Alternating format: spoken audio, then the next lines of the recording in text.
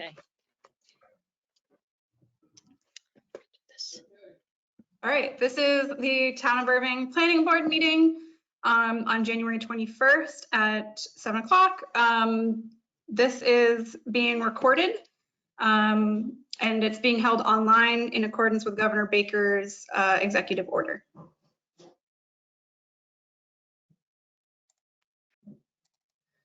Thank you, Mariah.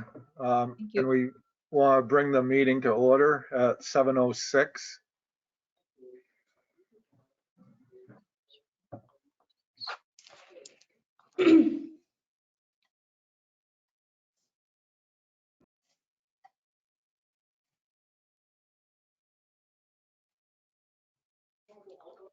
Okay.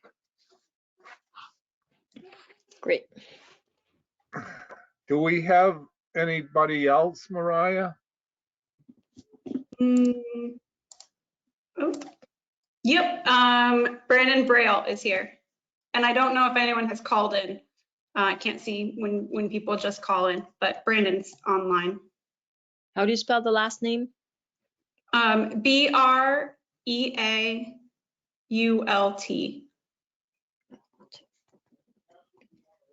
And Brandon, just so you know, there is a hand raise button on the sidebar. And there's a question and chat box. So if at some point you have comments that you want to make, you can either type them in there or raise your hand. And then if Mike wants to take public comment, then he will. And I'm going to pull up the agenda to share for everyone to see.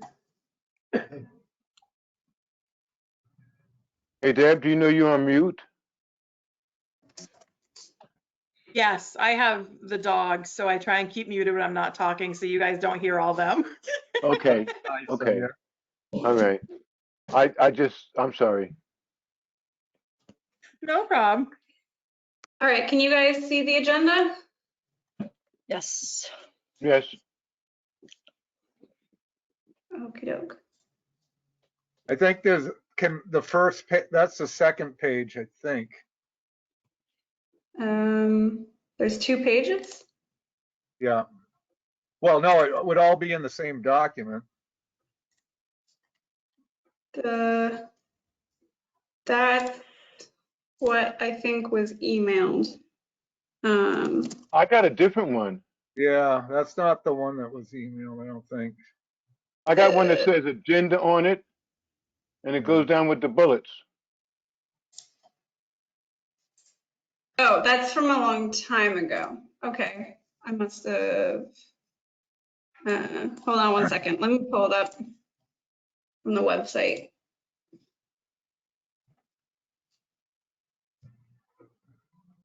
Well, you're teaching us how to use a website. That's good. Oh yeah, you can go to the calendar and then you scroll down. You can pull up the agenda. That's it. That's the one, Sometimes yeah. feeling sleepy, I put documents in there. Okay, does that work? That's the right one. Yeah, that looks good. And then Sun He had sent me the minutes earlier, but I couldn't open them, Sun He. Okay, I did a share on Google Docs and it didn't, I sent it to everyone here. I Did got it. You did, okay. I didn't get it. If you'd like, I think so. You can save a Google Doc as a PDF. Okay. And if you try that, I guess if you guys want to look at it on here, you can. And then maybe if there's amendments, then you can make a PDF. Or if you want to make a PDF and send them out and we can look at them the next meeting, it's up to you all. I'd like to review them today from this. I can read it okay and make any change, either accept them or, make any changes we think we need to. So do you mind if I read through it? I think I can read it. Discussion of flood. Okay, present were Mike Schaefer, Deborah Smith, Sunny May. Guests were Mariah Kurtz and Brian Smith. Jake was on the call too that time, right? Jacob Smith. Yes. Yes, he was, right? And yeah. The Meeting JA started at 7. I'm sorry. Is it JACOB, Deb? Jacob? Yes, yep. Thank you.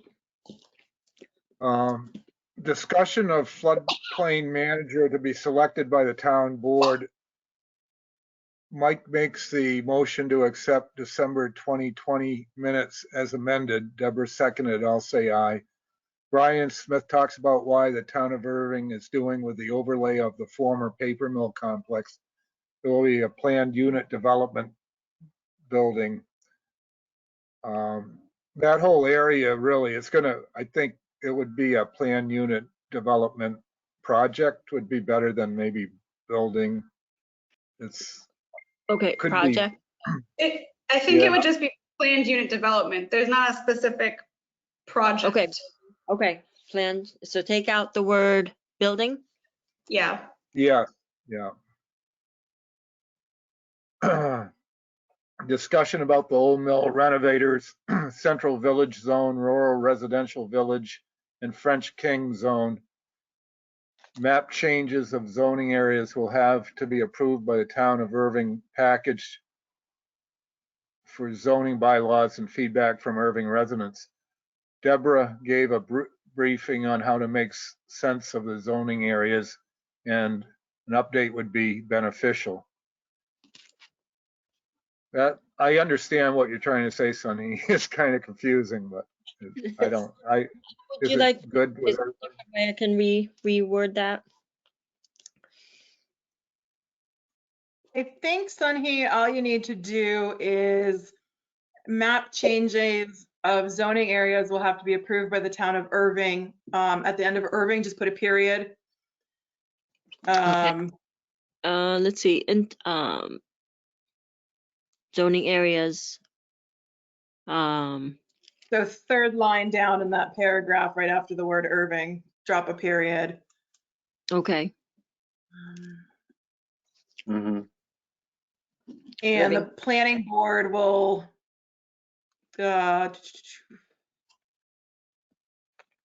take feedback from Irving residents on proposed changes. I think makes sense. Planning board will take feedback From Irving residents.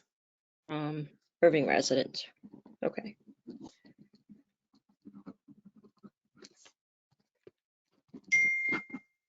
Thank you.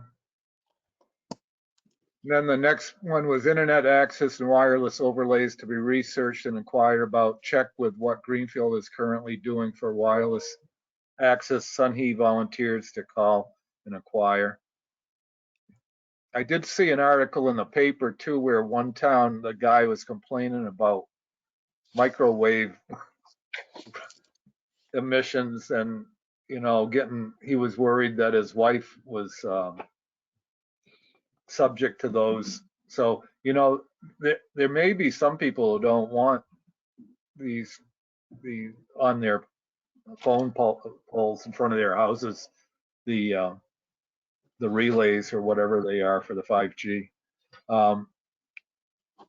New business, Brian called, I think Mariah and Brian called Joy Dupree to get questions answered about expectations for floodplain management and current bylaws. FEMA to have updated digital maps in place in 2020. Mariah and Joy to go through overdraft for existing bylaws and changes necessary. If you don't Mariah, mind sending, Yeah. her last name is Duprault, so it's Duprault. Duprault. Okay, thank you. I wasn't sure how to spell. I thought it sounded like Duprol, but That's okay. I Great. wouldn't have known either just listening to it. Okay, so it's DU, you said? Yeah, Duprault. Okay, great. correct. is the rest of that okay, Mariah? Yeah. And I have an update on that we can talk about after we go over the minutes. Yeah, we haven't looked over section 6.1 and 6.2 yet. Those Oh, we are have- two I'd like to make sure we do look at Okay. before too long, so we can get it changed before. Well, I think we have one more month maybe to make changes. I don't know. And then we've got to finalize them and present them to the town. So we're running kind of out of time to keep changing things. So maybe Next I was meeting, thinking next, so maybe when I wrote that, I wrote like to look over or not looked. yeah, look over for next meeting. Yeah, that's probably what I was hoping. That's probably what it was. Yeah. Okay. To Yeah. look over. Okay. Not that we did. Okay. Thank you for the Right. reminder. And Son, then tonight, One more That's thing. Yep. If we back up to where Brian talks about the town of Irving is doing for the overlay, Yep. can we just, can we put in there that it will be a proposed PUD, just because we haven't actually voted on it yet, so I don't want someone to read these and think that it's a definite when we haven't taken a vote. Okay. So is that like the second paragraph Brian Smith Yep. talks about? Okay. Yeah, you can, if you just drop in, it will be a proposed planned unit development. It will be a proposed. Yeah. And actually, if you don't mind, if it's okay with you guys, I would just take out the former paper mill complex because that's not the only one that will have the planned unit development. So I would just talk about, Brian Smith talks about why the town of Irving is proposing an overlay district. It will be a planned unit development. Okay. Brian, can you? So you can just take out doing and put proposed, and then the rest of that sentence can just go away. Okay. Doing. Okay. but I kind of like how it includes the old Strathmore paper mill. I mean, that we need, that's the only reason we're really pushing No, that's for not it. the only reason we're doing it. Well, it's the main We can reason include I that's am. part of it, but that's not the only reason. So I just don't want someone to read that and think it's only going to be the paper mill. Okay.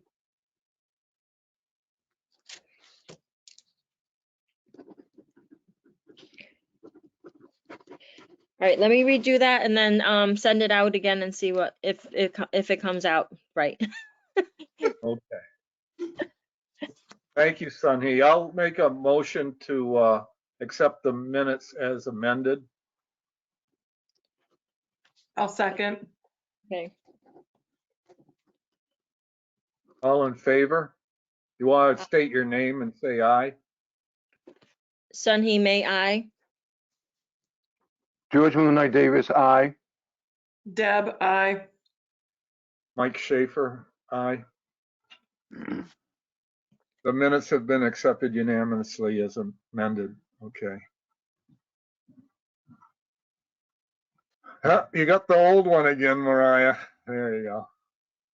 For the agenda.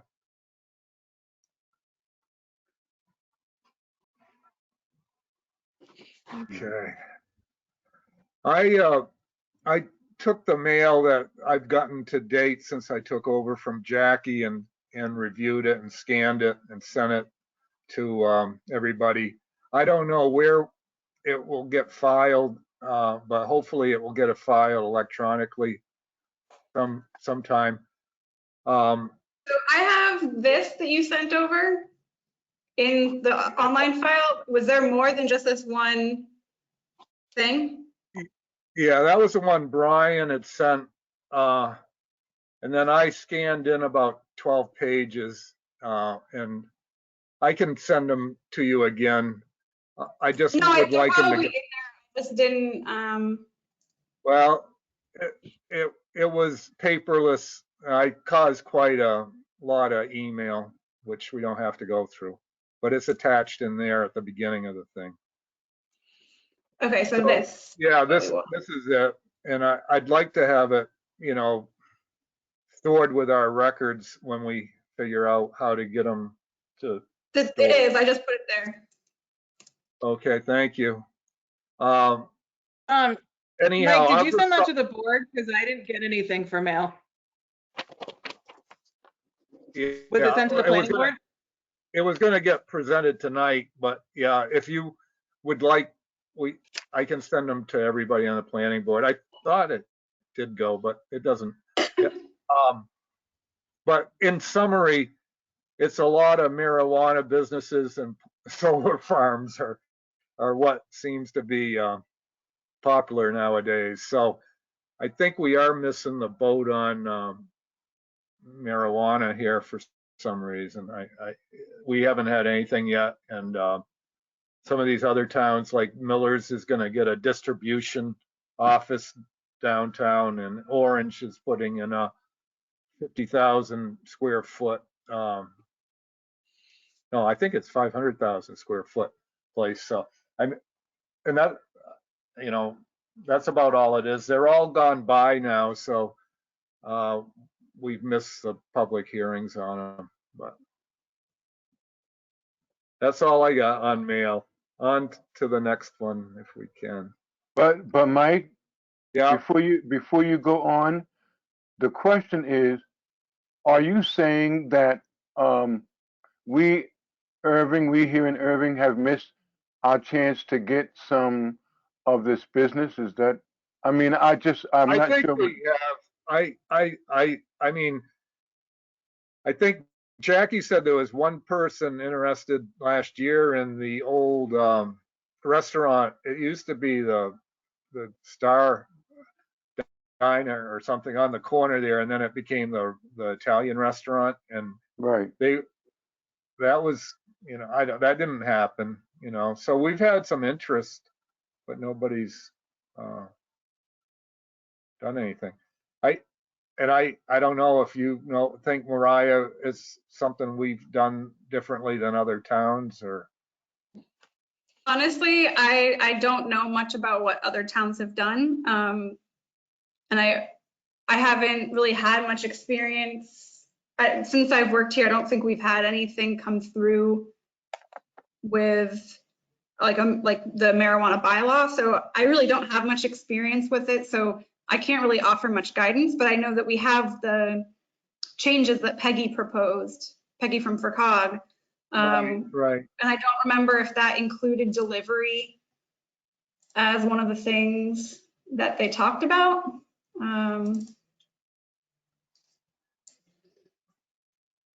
Yeah, I forgot that I didn't even put this on the agenda. Is this something we want to try to do before?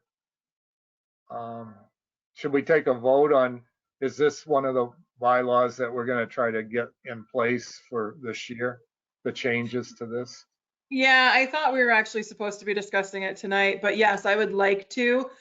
I've actually read through and I've read a bunch of Peggy's changes. There's some things that I feel are good. There's some things I feel that they might be a little more restrictive on that we want to be. So I think maybe if everybody could read it, maybe we could talk about it next month. And I definitely think we should get something in here for delivery. There is some stuff about it. And I will say delivery is not something to be scared of. I did a lot of research when I heard about the delivery aspect of it, and it's truly not something to be afraid of if someone wanted to come to our community to do that. So I think with this, you all just need to fill in the use table, and then below are just the definitions of what each one of those actually means. What page is that? It was sent out by Peggy. If you'd like, I can resend it out so that everyone has it. Please. Sure. I just got my email back, so. And I don't know, Mariah, if you were here for those conversations, but Jackie had suggested we look at some of our setback requirements, because that is actually one of the hurdles that was faced with the Christina site. That because of the setbacks, it couldn't be used in the way they wanted to. And I know when we originally had done it, we went with, I believe, what the blanket kind of setbacks were that every town was doing. So I think made them smaller than we went smaller than the recommendations on some, but I don't think we went small enough, you know? Yeah, that's what I'm concerned about, where some of our lot sizes are so tiny Yeah. that I think our setbacks almost go like 3/4 of the way through a lot. So I think we've got to just kind of look at those too. Revisit. Okay, let's Yeah. get back to the agenda because we may have some people waiting for an NRA approval not required. ANR, I guess. I'm all for if we have guests skipping down to whatever to the A&R, Yeah. and that way Yeah. we can. Yeah, I agree. that was the next thing on the agenda, which I kind of put there on So purpose. I actually, I don't think Brandon is here for the A&R, but he can, I'll unmute you, Brandon, if you want to just say what you're interested in talking about, and then the board can decide if they want to skip to that. Hi, Brandon. All right, can you hear me? Hello, Yep. everybody. Hello. Hi. I had spoken with Mariah the other day about the lot sizes changing in the rural residential areas. I didn't really even know anything about it until I saw it on the agenda. And so I just spoke to her and she kind of gave me a quick debrief as to what the thoughts were behind all that. And we threw some ideas back and forth and everything. But it was kind of concerning that you're trying to potentially cut them in half. I own a decent sized piece of property just outside of the center of town, and I have a house here. And at least in my opinion, and I think several others around me, if you're talking about a rural area to me, and you're trying to cut lots down to 1 acre in size, there's nothing rural about it anymore. And all you're doing is trying to invite developers in and build a whole lot more houses. And it's going to take the rural feel totally out of it. I don't know. That's just my opinion. And we definitely talked for quite some time back and forth, but it's kind of concerning. And it would have been nice, I guess, if, I don't know how you would have done it because I'm not familiar with this, but if the actual large acreage landowners were like possibly consulted a little bit about it, whether you could have sent out a letter and then had like a open discussion or something, I'm not sure, but it would have been nice to be included in this stuff. You're getting in on the ground floor, Brandon. We haven't even discussed it yet, so your input is being heard. Yeah. This is only my opinion as well, but I think it's kind of a general feel from a lot of the people in my area, but we really don't want to be seeing all kinds of development up here. And, once you start cutting lots in half, people are going to be trying to scoff up land even more, and they're going to be stacking as many houses as they possibly can on a lot. If you're talking about a 30-acre piece where you can potentially fit 15 houses max maybe, but say you fit 12 with all your driveways and everything else like that, and now you can double that. I mean, it's really going to ruin the area, to be honest with you, and it's going to drive a lot of people out of here that really don't want to leave, and we like the rural aspect of it. That was just my opinion on it. And I'm not sure if I'm forgetting anything that I had said to Mariah. I probably am. She can definitely throw it in, but I think that summed it up. If I think of there were anything quite else. a few other people that I spoke to. Oh, I think you're cutting out, Brandon. Yeah, but Well, thank you, Brandon. We have okay. This is a terribly old computer, so sorry. There's a cluster zoning too that we do have in our bylaws now that allow for, smaller lots, but the land surrounded by acreage to give you that feeling of being in the rural area. So there are some ways you can even have smaller lots and still retain what you're looking for. But you're welcome to listen. That won't be until probably the end of the meeting if you don't mind waiting that long for us to discuss it. But yeah, I'll probably stay on and just listen in, but that was just my take on everything. And No, I think that's it's good. good that you guys I think it's good you're trying to update a lot of the stuff, because Mariah did inform me on several things that sounded like they needed to be updated.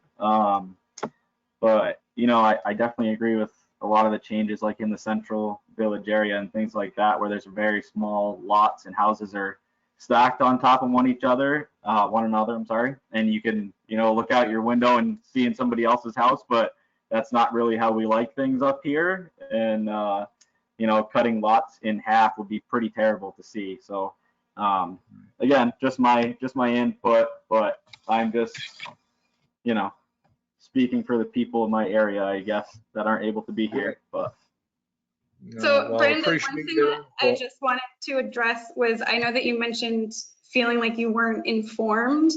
And this is the first meeting we haven't, I'm not even sure if some of the planning board members know what you might be talking about, because we haven't actually talked about lot sizes yet. And so I think I might have told you this in our conversation, but the process will be, this is a posted public meeting. And then once drafts are done, we'll have to have a public hearing that we advertise that, is invited, everyone's invited to it, to come voice their opinions about the proposed draft that we'll actually publish. And then once we take feedback on those drafts, then it'll go to town meeting. So this is the right time for you to be here to voice your opinion about it before that draft is actually made. So you're right in time. There's not really a great way for us to like hand pick large landowners, because then what if someone, say our cutoff is like 15 acres? Well, what if someone has 14 acres and they feel like they were left out or something? So it can be really hard for us to like. Lost you, I think. Oh, can you hear me?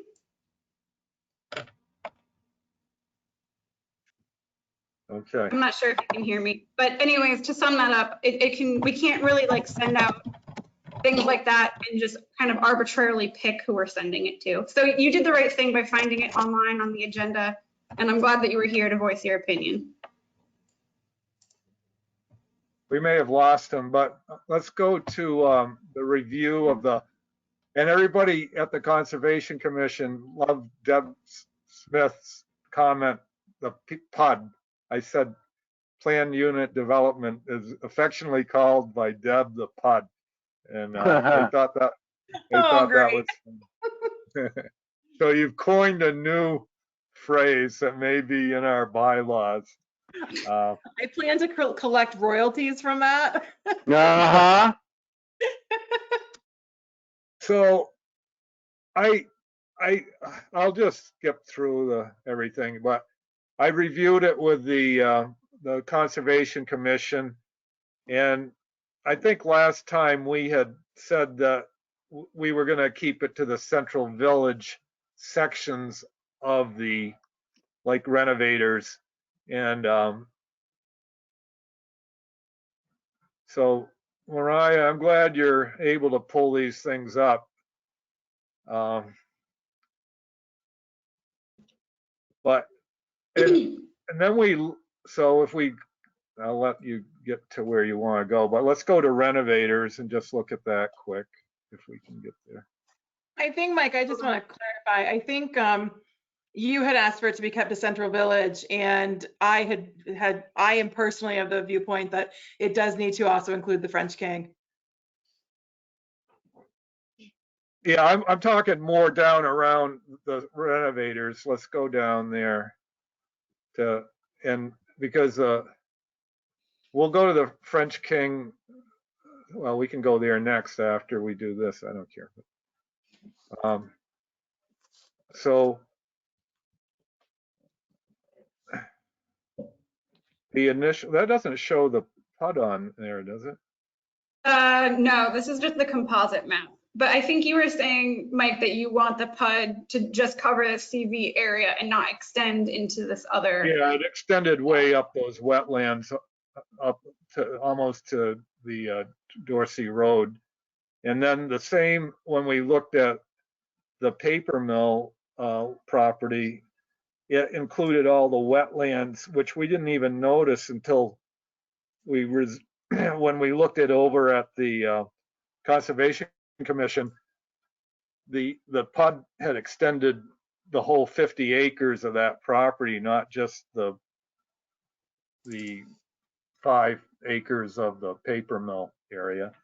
So there were, I think if we keep it to Central Village, for those two will be fine. Now we can go to the French King, and I presented the French King and they really accepted it okay for the French King, the Conservation Commission. So I agree with you, Deb, that should be included now in the map.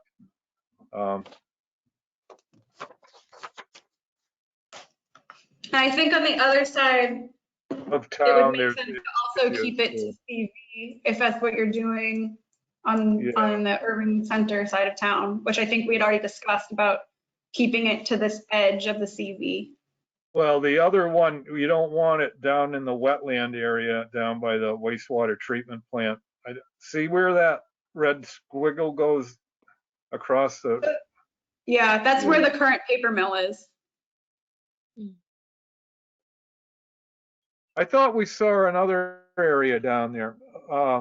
It was a wastewater treatment plant. That's what Brian said when we looked at it. That's over here. No, that's what he thought it was a wastewater treatment plant. There is one, but that's not what is on the PUD right now. The PUD, I think the wastewater treatment is like over on the edge of it. I don't know if you know, Deb, exactly where it is on the map, but it's like right on I think it's the edge of that property. It's like on wastewater road. Right where you just had your cursor, Mariah. Yeah, it's right in there somewhere, and it's kind of hard to see, Mike, because it's small. Mariah, cursor over from where you are, 1, 2, 3, yeah, right there. That's the end of the PUD, so that would literally just be the Irving paper mill property as it sits today. Okay. So you it doesn't leave actually include the treatment plant, or I think right underneath where it says wastewater as part of wastewater road, that's where those wetlands are. I can see what look to be little plants.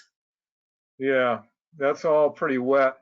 Is there any other back? And then we decided we weren't going to include the park, right? And that was on here too, I believe, across from the town hall. I actually questioned including not the park, but the parcel that has been parceled out. But I believe Peggy said that in her opinion, it was too small to be included in this type of district. I think I remember her saying that too. All right. So I'd like to make a motion that we accept the map to be the Central Village portions of the 3 proposed areas and the French King. Anybody second? Mike makes the motion to accept the map to include, I'm sorry, motion to accept the map to. Mike, can I ask you this? This particular map shows the PUD going in where we've changed where it's going to go. So can I propose that you rescind your motion and that at our next meeting when Mariah and I present a completed map with the zoning, we can have the PUD redone to make sure, because where it's going way out into the forest, it's not gonna go. So if you accept it as it's drawn on this map. No, I'm not accepting it as drawn. I'm trying to keep it to the CV sections of those areas. Maybe make a motion to accept as amended, like with the amendments that we just talked about. Because I'm concerned with saying to the CV areas, that could be implied as applying it across CV as a whole. Well, all right. I don't know how you can do it without a map in front of you to show the borders. Well, that's what we're going to do. When we finish with the zoning, we're going to present to you guys a new map, which would show the corrected zone, not the corrected, but the proposed zoning. And Mariah, correct me if I'm wrong, but we could then also show the PUD on top of that. I think, yeah, I think so. Yeah, we can talk, yeah, because the final map will have PUD on it. So yeah, we can do that. So you're proposing to wait? I'd rather get it done now with this map, get this map updated if we can.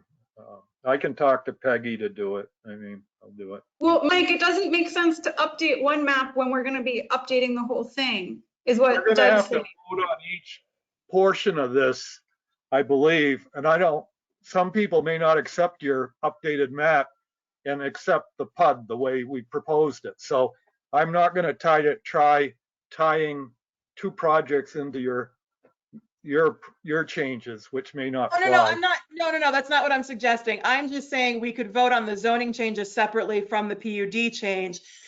I just am concerned the map we're looking at tonight is inaccurate to where we're actually going to have the PUD in one particular area. And so I'm just proposing that Mariah and I will have a new map created with the accurate PUD, and it would be two very distinct separate motions. So you could vote on zoning as one thing, and then you could vote on the PUD as something else, but at least we would have the map that would accurately display it for us as a board. Whether the town accepts it or not doesn't happen until our public meeting. Are you changing the dimensions of these areas in your map? Some, there are adjustments to CV, there's some adjustments. We need two separate maps. But they have to be the same. I don't think you're understanding, Mike. So How Ryan about if Clary, I don't, okay. Why Ryan should we be? Ryan Clary at FERCOG is the one who makes the maps. So we can ask him to do a separate map, but ultimately it's going to be the same GIS program that he's doing it in. They'll just be different layers. So, I mean, we're going to be asking him twice. Like Deb and I have to reach out. Mariah, you're going to want to reduce, I don't know, you may want to reduce the CV to less than 1,000 feet. I've heard you say that. That's going to change that area you're looking at. You need two maps, one at whatever you're proposing, one at 1,000, if that's what you're doing. Okay.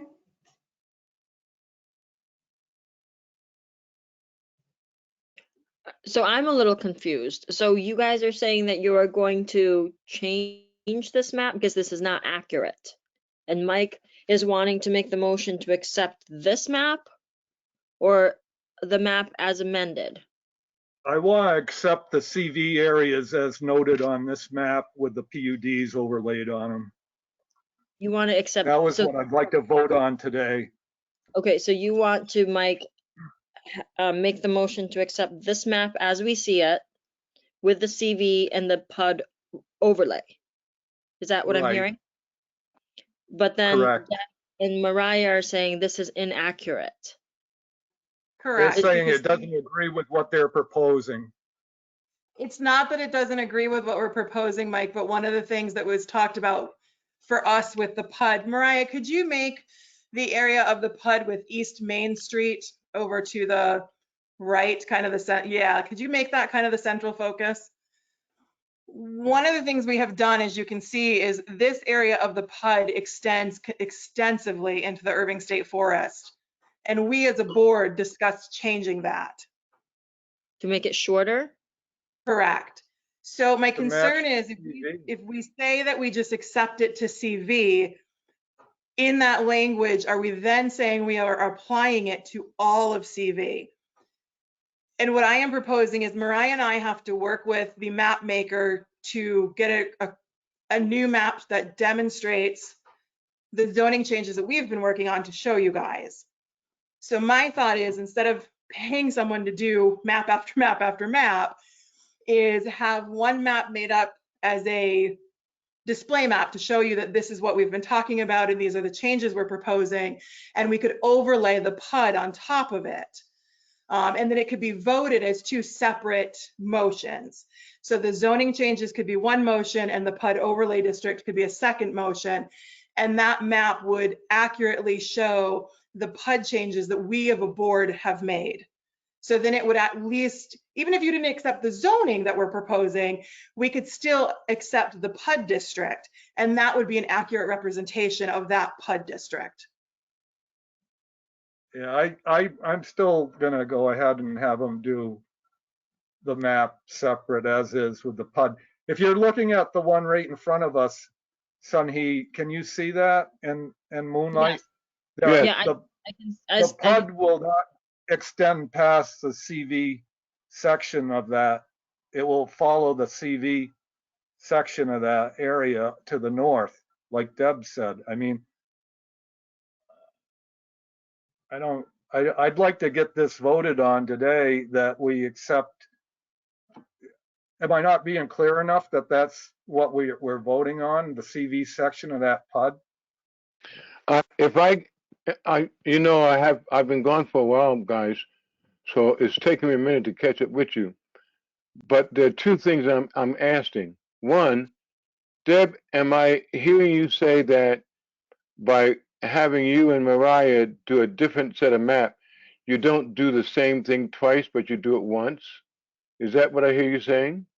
Correct. What we would do is we would ask for the map to show the zoning changes we're proposing with the PUD overlaid on top of it. So that way we're only paying for one map. Okay. All right. So yes, to me, it's a cost savings. So Mike, am I to understand that your urgency about wanting to get this voted on tonight is that it holds something specific that you want to present? Can you explain a little more of that to me? No, I don't have, I have a reason that it has to be done tonight. I'm trying to get things off my plate and we just keep pushing it out. This map shows it clear to me that we want to keep it to the CV section of that, what's there. If they change the CV section and we don't agree to what they change, they are going to end up with another map anyhow. So I think I'd like to clarify. So when Deb and I talk to the map maker, we're not just going to like change CV and that's it. We'll show where it's going to change. So like imagine we'll ask him to like, maybe it's like a dotted yellow where CV is going to expand. Like say we wanted it to fill this whole PUD parcel. Like that would be dotted yellow where it currently isn't yellow. And then if you all vote yes on all of the changes, we would go back and we would tell him, okay, for the final map, just fill that in solid like it is on here. So you're not gonna like not know where the changes are. Does that make sense? Tom, yes. Yeah, that's fine. Go ahead. That's good. All right. Okay, so what are we doing? Are we? They're going to put proposed changes on a map along with the proposed PUDs for the next meeting, I guess. Is that right? Okay, so I'm not taking down a motion at this time. Yeah, Mike should just restate that motion. Okay, so no motion. No motion. No. Okay, that's what I want. Okay, great. Thanks, You're welcome, Mike. I think that it's a wise move to make, and at least at the end of this, we still get an opportunity to see what we did here, one way or the other. I'd like to thank you guys for doing it, but I just want to say this, Mike. I understand in general your urgency about getting things off your plate, and I will be on your side to help you get as much off your plate as possible. I agree with you. Okay? You want me to bring some food over to you, Moonlight? Is that what you're asking for?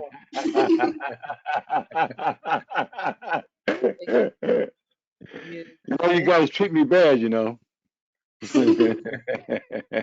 All right, let's go on to the next one. Oh, I would accept the verbiage as written, but is that, all the verbiage that goes with the PUD?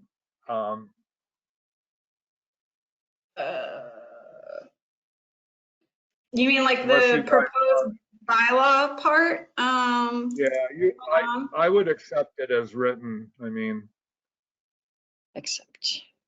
Do you want to make a motion? Well, we can do that with the map next time too, if you want.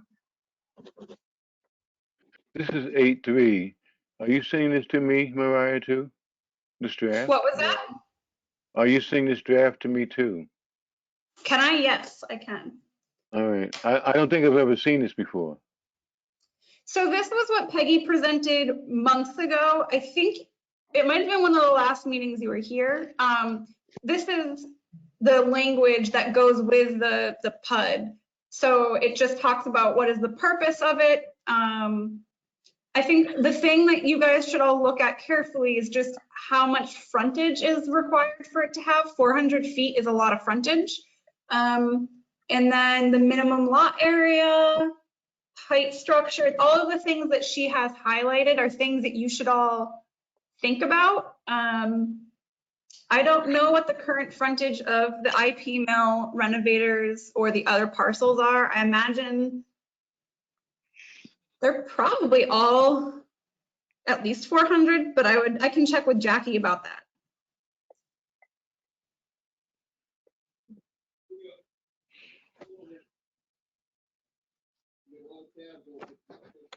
Okay, well, that would be a good. So why don't we all look over the yellow highlights, and you're going to follow up with Jackie. Thank you, Mariah, for that. You're welcome. All right, let's go on to the next topic then, if we can. Oh, we skipped over the approval not required. Yeah, I was wondering about that.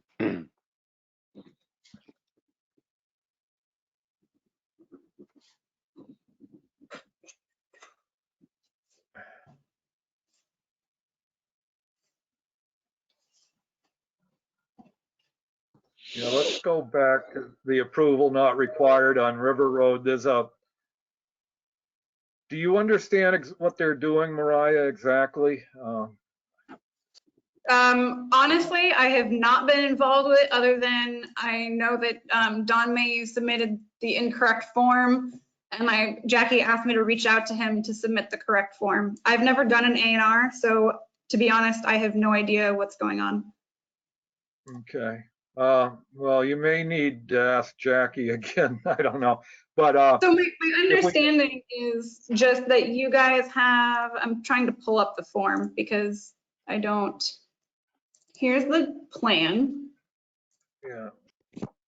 So I think they are. Mariah, not to cut you off, but before you go into explaining it, is Don by chance here? That's a good question. He's not logged on where I can see him.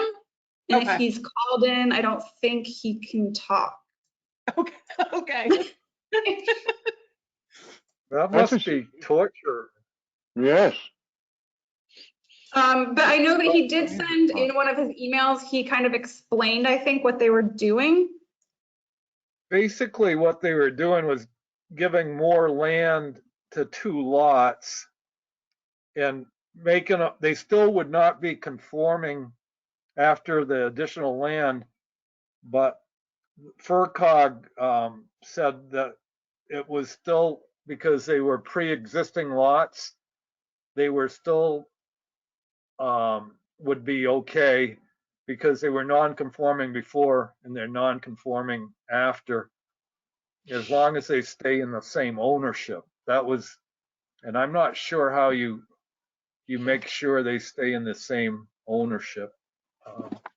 I believe it's as long as they're staying in the same ownership with the A&R. So can you go back to the map, Mariah, Yes. please? And is this around the corner from me we're talking? Yeah. River, where the house burned down is on one of those lots. I think it's Is that Stratton Street across from it? It's River Road, Moon. Well, you see, I got me all turned around. Figure it out too. Okay. All right.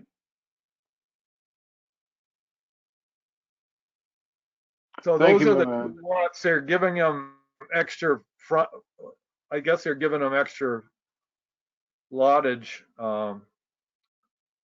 Yeah, I think it's going all the way back to the river now. That's the old lot line. Mhm. So do we have So- to come in and sign? Well, it's approval not required. So this is the one where Jackie did it before she left. There are like 5 copies, 1 Mylar. We have to sign each copy. And then there's a couple of cover pages that summarize what we signed. Okay. If we don't do anything, it goes through on its own in 21 days. That's why approval not required. So it'd be good if we could figure out how to do it. Well, I don't know if we can do it electronically. I doubt it. I don't know. You can't because it has to go to the registry of deeds, and anything that has to do with land, they don't take digital signatures for right now. So we Mariah, gotta come can you in? leave the milers for us in the vestibule, and we can stop in and just sign them. Sure. Yep, they're already there. And then there's a form I'm trying to find that you guys just have to fill out. Hold on one second.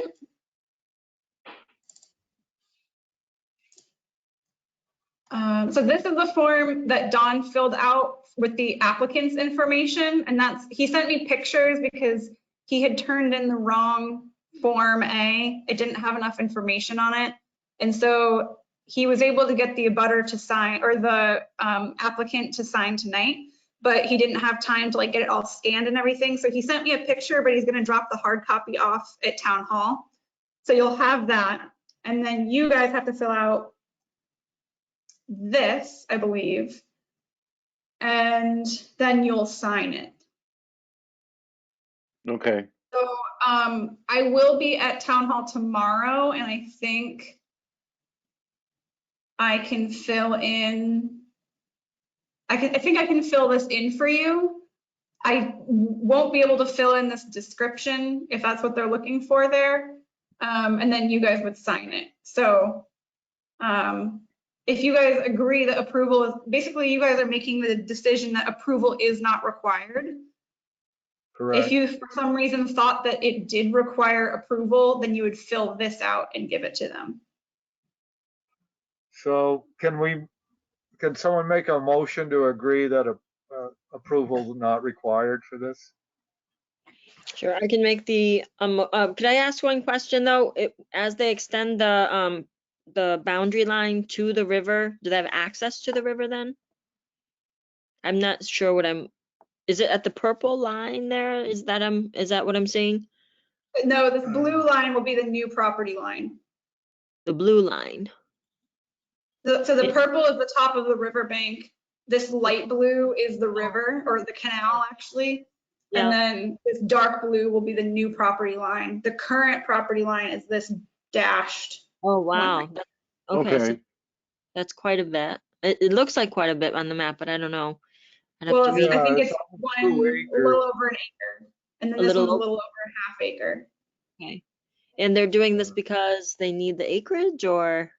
No, I think it was just something they wanted to do. I mean, if Don were here, he could tell you, but it's not making these lots conforming. It's just giving them more property. I don't know the details behind it. Okay, as long as it's not like, it's all private though, is what it's private It's stuff. private property, yes. Yep. Okay, so, yeah, I'll make the motion to approve, A&R. So I I'll think that, second. okay. I think How we do- actually, in our motion, we should probably say who the A&R is for. Okay. Sunhee, so if you just want to add in there that it's the Demers, and I believe it's Fitz A&R. Let's see, Sunhee makes the motion to approve the Demers Yeah, for Jennifer C. and Justin A. Demers. a motion to approve the Jennifer and Justin Demers A&R. Sorry, is I that? believe that's how Jackie used to always make us do it. No, When I no, did okay. Oh, that's good. Good, No, thank no, you. it's good because then now we know what. So Sunny May makes the motion to approve the Jennifer and Justin Demers A&R. Is that all I need to Correct. write? Okay. Yeah, And I'll And- second you. Okay. Deb, are you seconding? Yes? Yep. all in favor? Aye. Aye. Very good, thank you. Now we're on to, back to the agenda. Old business. Oh, we've still got old business, yeah.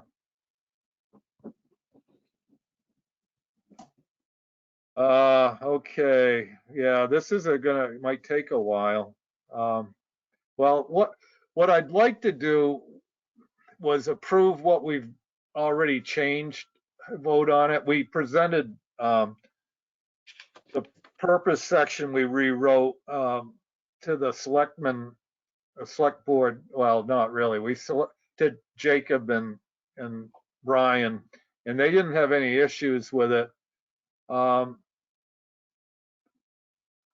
I don't, Moonlight, you haven't been here, I for some of it, but in red is what we added.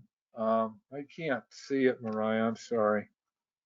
So what you guys decided to add was to mitigate and reverse the effects of climate change, to encourage multimodal transportation, to embrace and encourage racial, cultural, generational, and socioeconomic diversity. Okay, And that was to add to the purpose. all right. Is that okay with you, Moonlight? That's okay with me. As long as it includes everybody and gives everybody an equal shot at it, it makes it right for me. I mean, that's what I'm we're all all right. about these days. The only, I'm just throwing it out there, is in the, we were looking at trying to get a 10% affordable housing in Irving. Is that covered in there?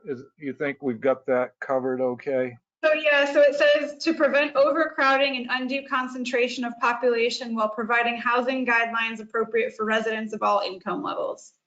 Okay. Yeah, I think we cover it. It definitely does. All right.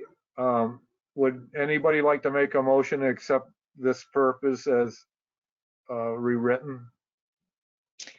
I make a motion to accept this purpose as rewritten.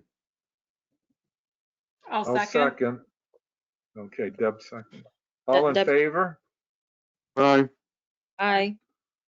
Aye. Okay. Thank you. And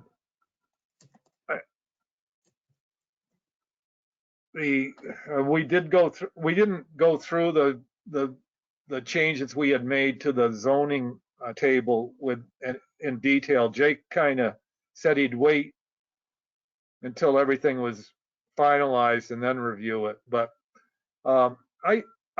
Deb was there. There was a affordable housing seminar last week, and one change Greenfield made is they took the word family out of their table. They said it was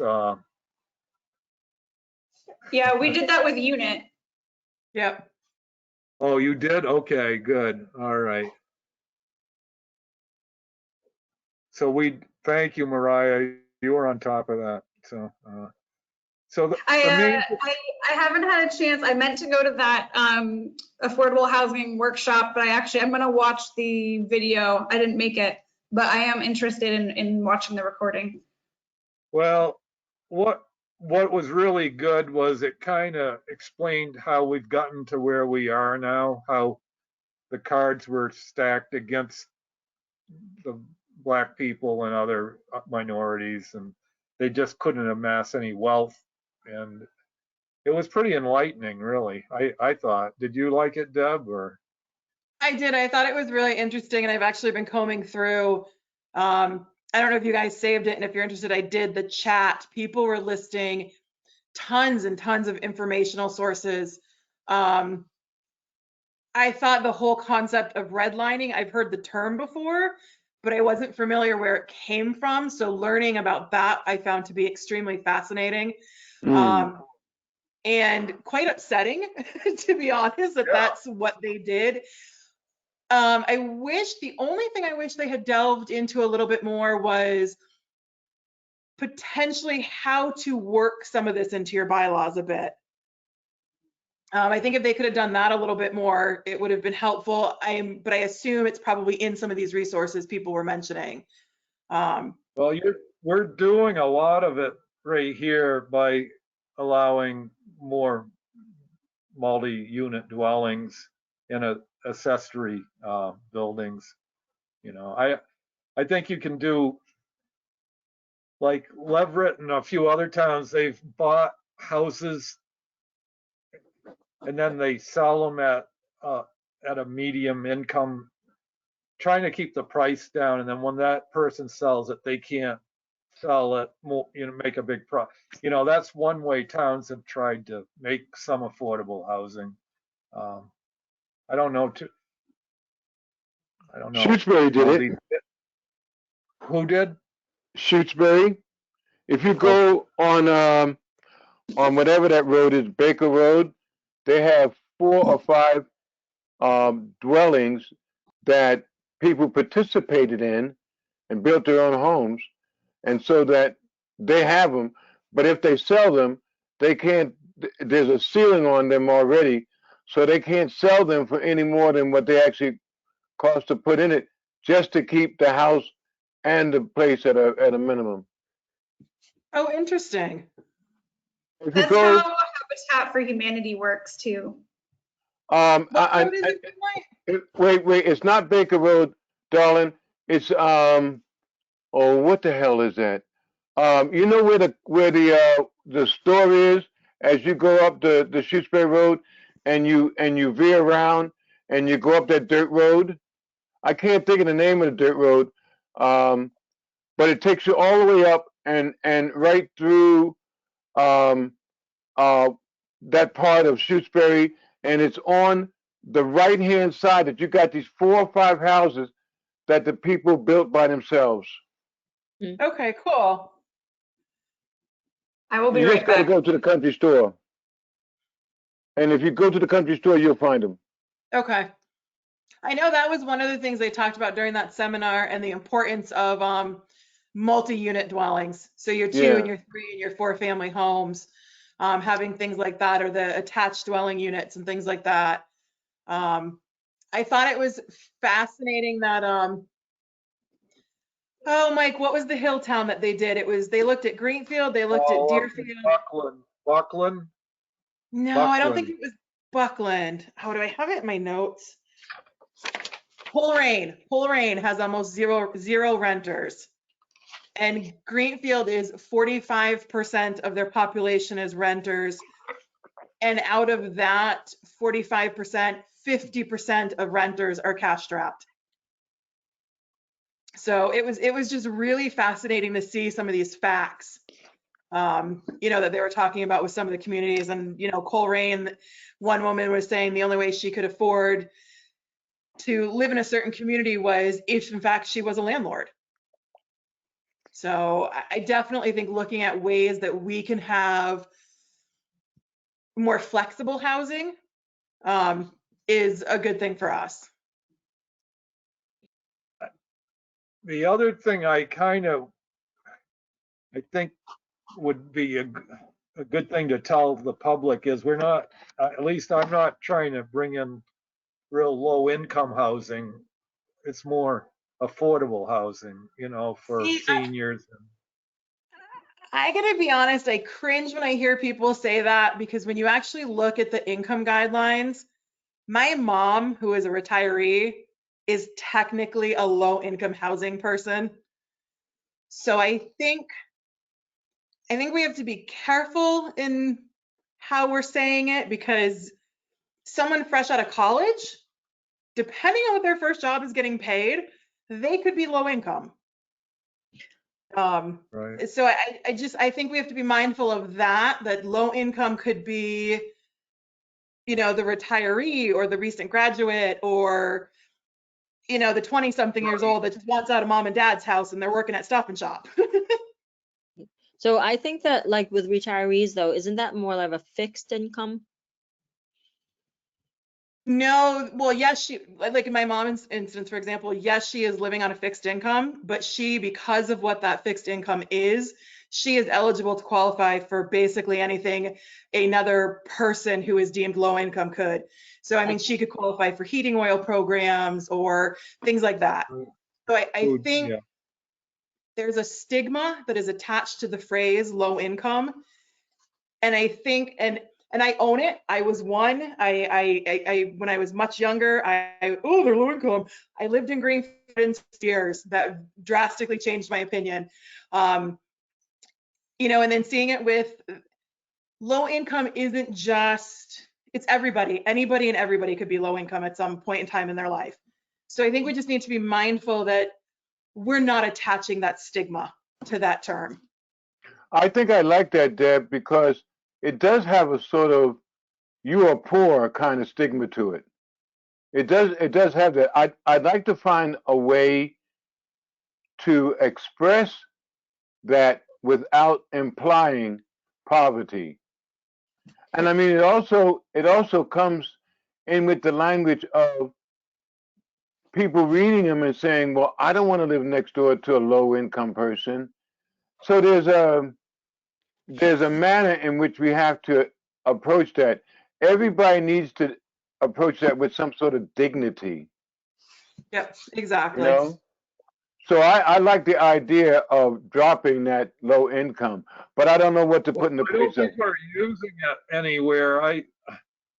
It was me who created that issue, I guess. We said affordable. Oh, But I just, I mean, I'm probably the one, but you don't want to see a big project going. I don't think we do. Uh, maybe I'm misspeaking, but I don't, you don't want to see a 1,000 unit. Well, you don't have to say that. You're saying you're not. I mean, your zoning doesn't allow for that. You don't. I don't know. Your zoning speaks for you, so it's whatever your zoning allows. And realistically, 1,000 units are not going to go into Irving. And so, like with the senior housing over by the senior center and the library, I think the most units that we put in the RFP was like 50 or something like that. And so yeah. it's, I really struggle when people say, well, I want affordable housing, but I don't want low income housing, because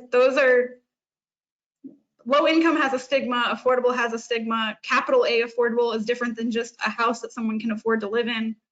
Community housing is housing that everyone in your community can live in Irving. Whether you're extremely rich or you're barely making it, you have a place to live. And so I think just being mindful of that, and having the goal of affordable housing. But I think what you're trying to say, Mike, is if you have to justify zoning at town meeting, you want people to have an understanding of what this zoning will allow. And so if there are changes that we're making that we want to find examples of, I think that's the best way to do it, is to say, this is an example of the kind of project that this would allow. And then people can make a decision for themselves. No, that's fair. I mean,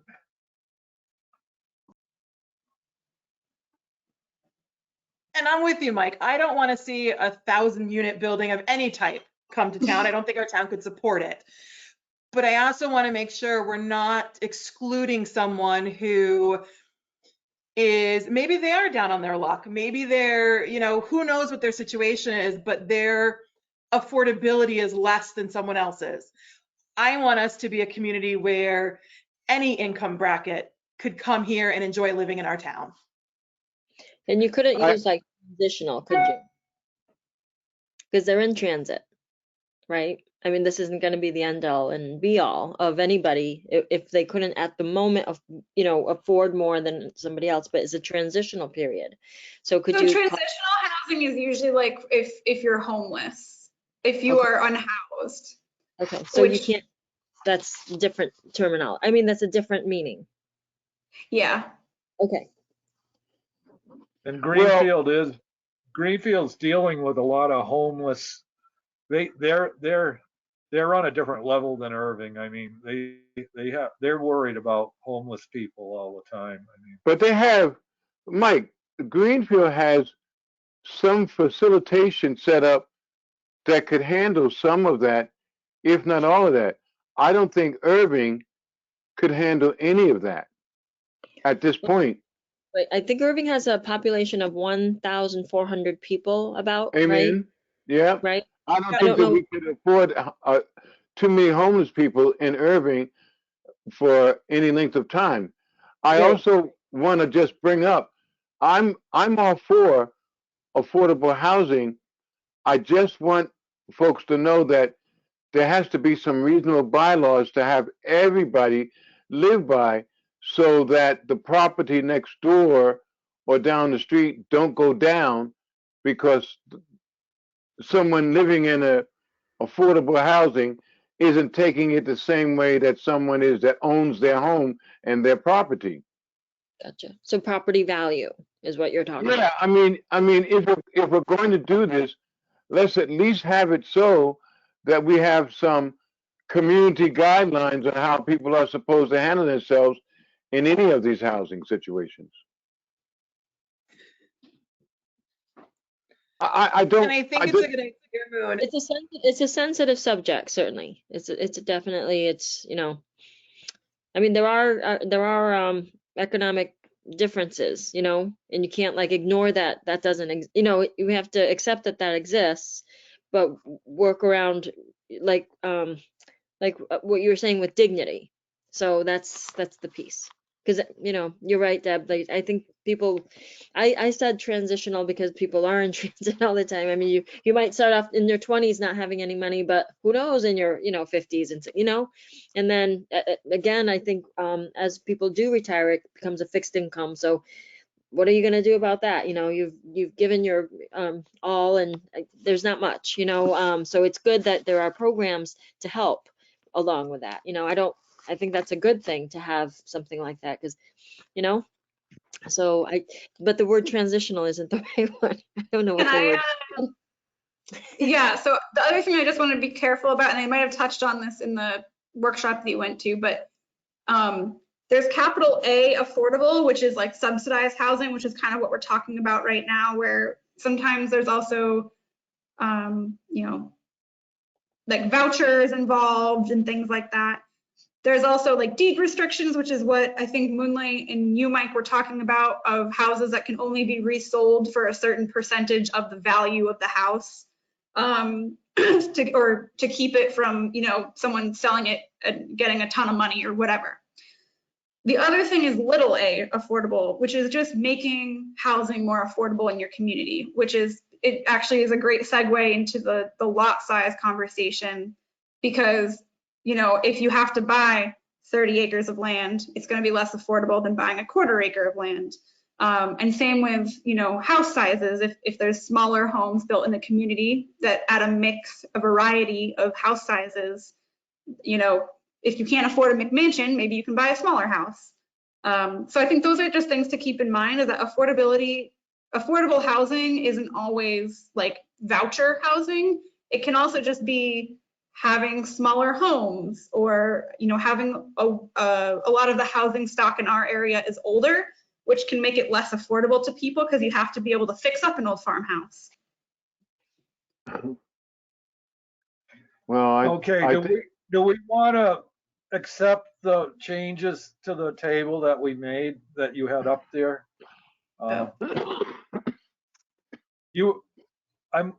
think we went through it a couple meetings ago, and I didn't have any issues with anything.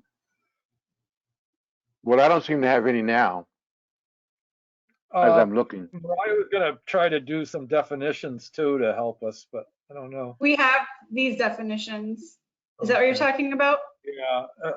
Do you want to make that part of this acceptance? They're not quite finished though, are they? Or are they? Did we want to change the abbreviation for French King to FK? I think that makes more sense than C if we're taking out commercial. Yeah, as long as it doesn't mean something bad. FK. Well, let's start thinking. And then I don't have a definition for the wireless communication district in here, but I believe there is a definition in that section, which I could add. And then same with the floodplain district. You know, I'm just thinking maybe we should save definitions till everything's done, because then we could go back and look and say, okay, this is what CB is, and then just make sure our definitions match all the changes we've made. So I we're think not that's going wise. back and amending. Okay. I think that's wise. There is in the back of there is a definition section that those should be added to, right, Mariah, in the back of the. Yes, I don't know if this gets added in both places, but I can definitely look and see. Yeah. Yeah. I don't think we have to have them in both places, but I can double check. Okay, thank you. Yep. And then I make a motion to accept the table as drafted. I second. All in favor? Aye. Aye. Aye. Aye. Okay. Thank you. Unanimous. Okay. Back to And the then- agenda.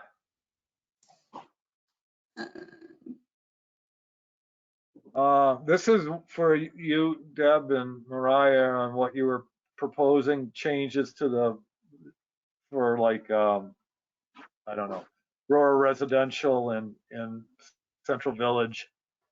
What did you guys come up with? You were gonna color us some pretty stuff.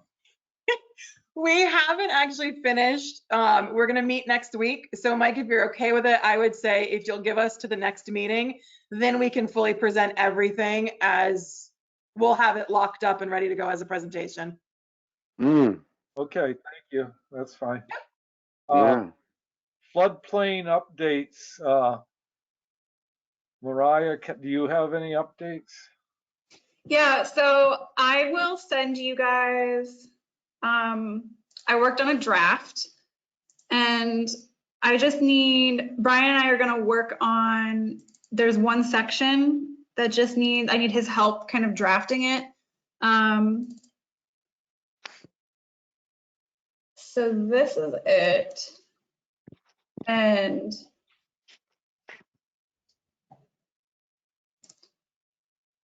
it's basically, it's all of the language except for Joy had told us which sections like applied to us. And so we just have to double check with Linda Dunlavy for COG on whether the building commissioner can be the floodplain administrator. Brian had asked her, but she said that she wanted to talk to the building commissioner and just run it by him and see what other towns were going to do and then make a decision.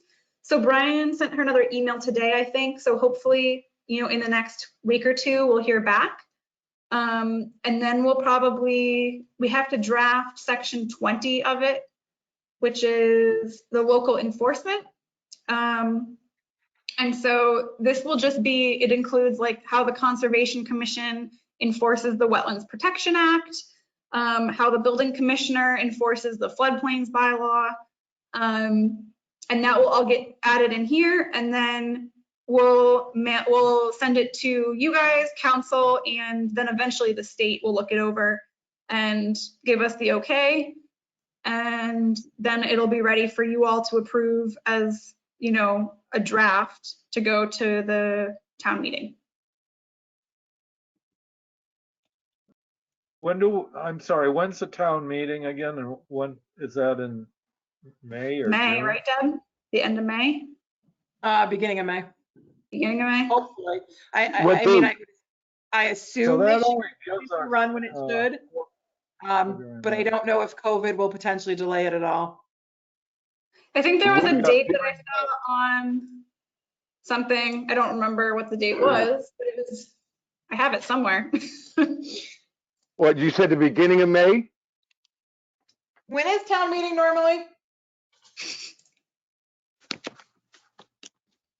I'm trying to ask the selectman that's in the kitchen, but he's not listening. Oh. Hold on. Yeah.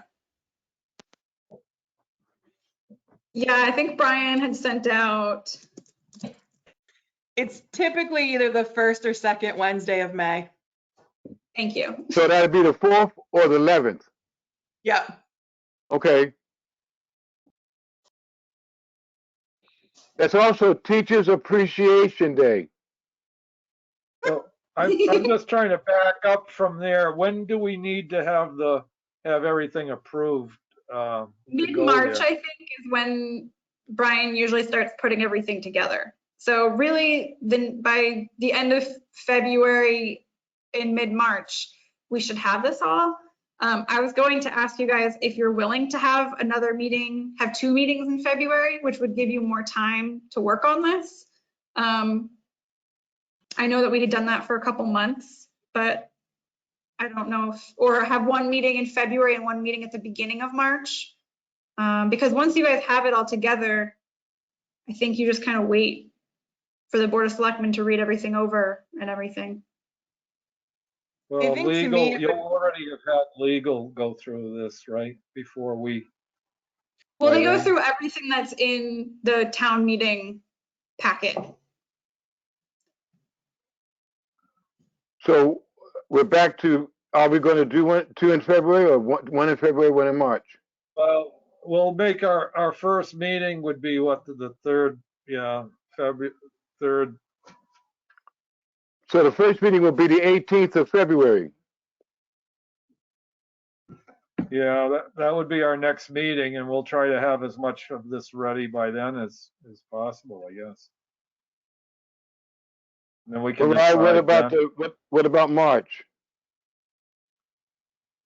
Well, in It's up March, we need to host a public hearing. So I think to me, what would make sense is if we were to meet maybe February 11th and the 25th, and then hold our public hearing.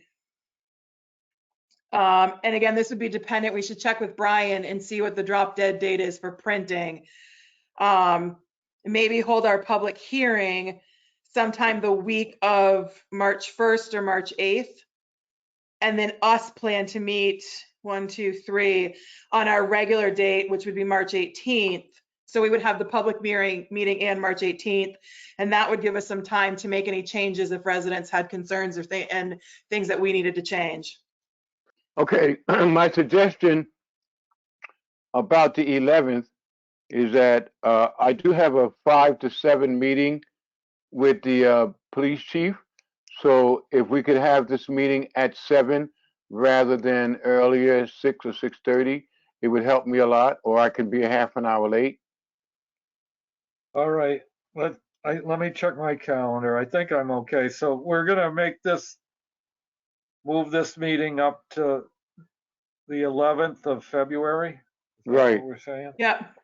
If that's okay with everybody, I would propose twice in February. I'm good with the All right. 11th. 5th. All right. So as long as you do it at 7, guys, I don't care. I'll be here. Sure. On both the 11th and the 25th? No, it's the 11th and the 18th. I'm sorry. Oh, I thought it was, Deb, did you make a thing? Oh, I had suggested the 11th and the 25th, Moon, just to give us a week off in between the two. That way, if we had any work we needed to be done. Oh, We'd have a week. doggone, I wrote it wrong in the book. Oh, Gotta use pencil, Moonlight. Jesus.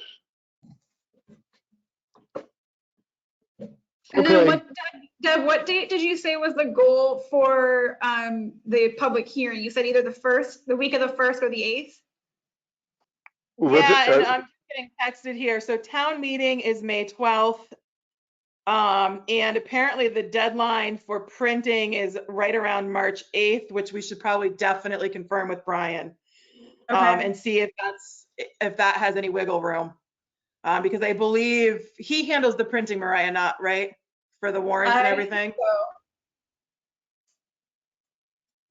Yeah, because you also want to have time if you get feedback and you want to make changes. So I'm wondering if See, things come up so fast. Why does this happen?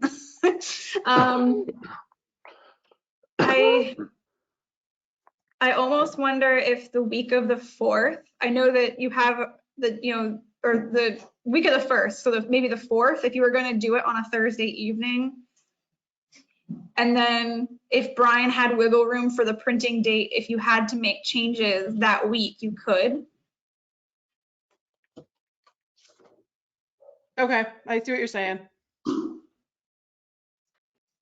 So are you changing the next meeting date again?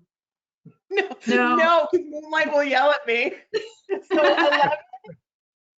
Oh, Well, no. I won't yell at you. We're meeting on the 11th, is that right? And then you're trying to figure out when we're gonna do the public hearing? Yeah, so I guess I would ask you guys, do you want to do the 11th and the 18th, have a week off, and then do the public meeting? Or do you want to meet, week off, meet? No, If we no. do the You public said the meeting- 11th I and guess I'm 25th. kind of confused on the public hearing. Isn't that gonna just be a Zoom meeting that we can, or a GoToWebinar meeting that we're gonna tie into this, our normal meetings, or no? Well, it can be, but you still have to have time for it. So if you wanted to have the public hearing be the 25th, that means you have to have everything else, you have to have everything finalized for the 11th, which is only 3 weeks away. Because the Yeah, public that's what hearing, you have to be able to put out, there might actually also be advertising deadlines, so we should double check on that. Well, you gotta have 2 weeks advertisement, right? Say that again? You gotta have 2 weeks advertisement. I think so, yeah. All right, so let's be clear, guys. Let's try one more time. The 11th is a regular meeting from 7 until 9. We skipped the 18th. The 25th is the public meeting. No, 25th would be a second planning board meeting to tie up loose ends, with the Okay. public meeting being on March 4th. And the Well, public so meeting is March 4th. hold on 1 second. So if we have a 2-week advertisement, does anyone know if we have to have the draft go out with that advertisement? Does the draft have to be available? Yeah, I bet it does. I bet it does too. So that means that if you finalize everything the 25th, the soonest you would be able to have a meeting would be the March 11th. Yep. Okay, let's see.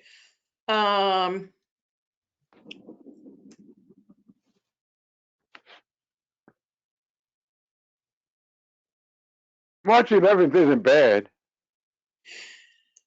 Well, the only issue is if Brian's printing deadline is the 8th. Oh, okay. Which I think, Deb. Let me pull up, hold on, let me see if I can pull up my budget calendar, because usually that stuff is listed.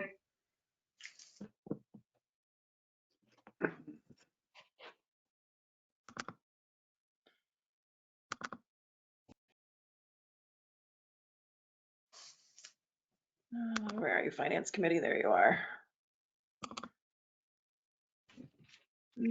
Calendar. Let's see.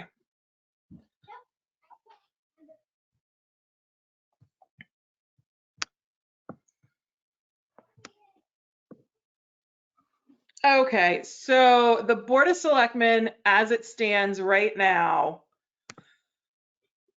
they are, per our budget calendar, March 22nd is when they will finalize the annual town meeting warrant. The last joint meeting between Selectmen, the Board of Selectmen and the FinCom is Monday, March 8th, and that is the final budget review and adoption. March 15th is a blank open meeting at this time. So I would say, to be safe, we would have to make sure our public hearing is done and we have reviewed and made any changes as a result of that meeting no later than, I would probably say, March 8th. It means we have to meet. By looking at this, Brian's printing deadline is no sooner than March 22nd. So it's not going to print at least until at least 3/22. Okay. So with all that information, when do we need to have the public hearing? So Around the end of February. So the 25th, I think so. which means we would have to have the draft finalized by February 11th, which means basically tonight would have been. Yeah, I think When that's we what have- I'm trying to tell you guys. We got to really put these things to bed. So No. what, yeah, go ahead. Go ahead. to go with Mike's theory of wrapping everything up, what if, We almost have to meet twice a week on one of the weeks, probably. I was gonna say, what if we met on the 4th and the 11th? On February 4th? Yeah, February 4th and February 11th. I don't know if that works for everybody. I'm good Sure. with that. And then, And then on the evening of the 11th, well, we might have to run a legal ad. yeah, that's what Are I'm you talking thinking. about having the public hearing on March 4th? No, on the end of No, I was February, thinking the we would 25th. meet the 4th and the 11th and then hold the public hearing to Mike, let's try this again. We would meet on the 4th and the 11th of February. And then to Mike's point of getting it done, hold the public hearing maybe on the 25th of February. So the Yeah. only problem with that is that if it is a 2-week advertising deadline, you won't be able to have the meeting on the 25th until Oh, crap. Okay. like 9 o'clock. So you could have a Friday meeting if you wanted, or any day, Saturday, Sunday, Monday, well, maybe not Monday. That's when the Board of Selectmen meets. But, you can have it any day, but you have to have a full 2 weeks if it's going to be advertised. So it would have to be, March. you say you confirm the draft on the evening of February 11th. We can't hold a public hearing until the 26th. Right. Okay. Well, would you guys be open to holding the public hearing / planning board meeting on March 2nd? Could do that. And that gives plenty of time. It gives actually a day or two of wiggle room for advertising, and to make sure everything's all good. Is that the public hearing? Yeah, we could Yes. use it as a public hearing and planning board meeting. Okay. And actually, if we held the public hearing part first, if we scheduled the public hearing right for 7 p.m., if there are any changes or anything like that, we could then use the rest of that time to make those changes and make those corrections. I think I have a conflict on March 2nd. The Conservation Commission meeting is on a Tuesday night. Oh, how dare true. you? How about the 3rd, the Wednesday? Yeah, 3rd's okay with me. Okay. What time?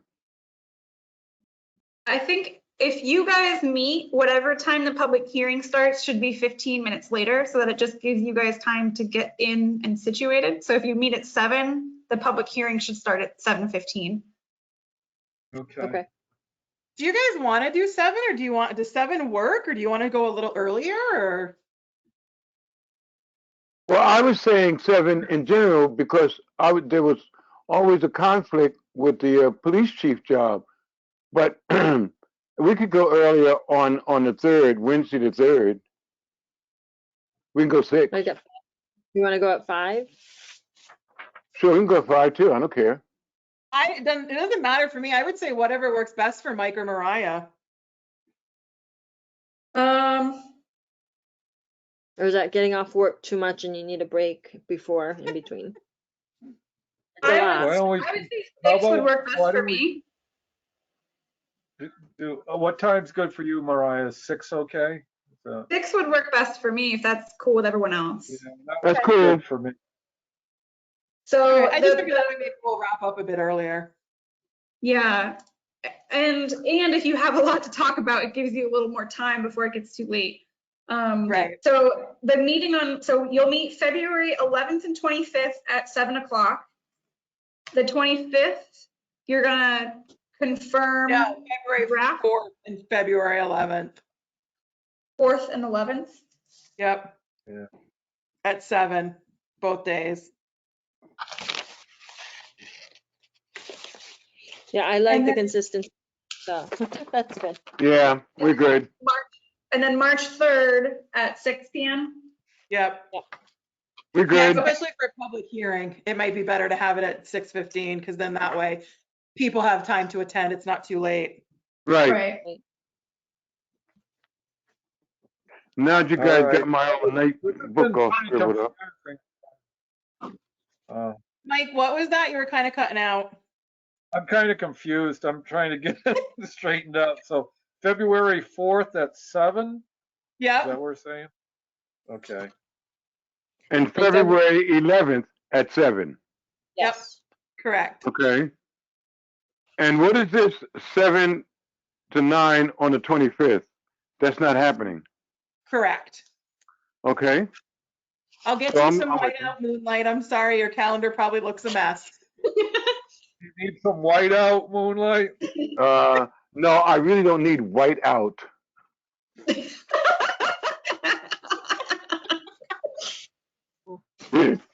I will also type up an email and just send it to you guys with all these dates, or send out calendar invites or something, just so that we're all on the same page.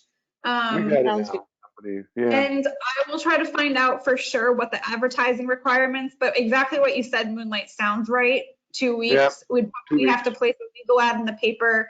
We'll probably put something in the around town on Facebook.